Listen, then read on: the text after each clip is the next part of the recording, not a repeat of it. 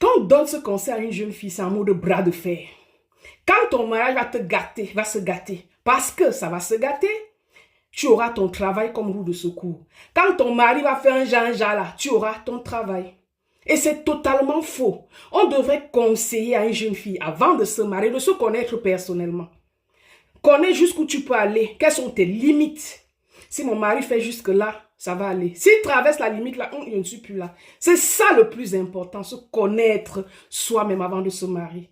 Le premier mari d'une femme, c'est son mari.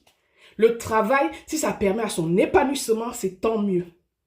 Mais mettre la barre, le mari et le travail au même niveau, c'est totalement faux. Et ça fait des mariages qui sont biaisés dès la base.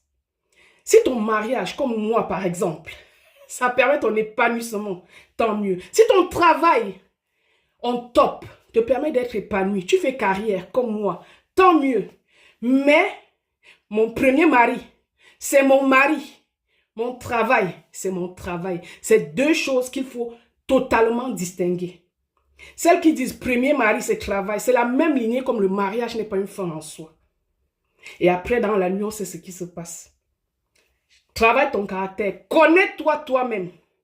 Ça, c'est le conseil qu'on devrait donner à une jeune fille. Mon frère, si tu rencontres une jeune fille, elle te dit, même dans la blague, mon travail passe avant tout. Prends tes pieds à ton cou, tu quittes dans ça.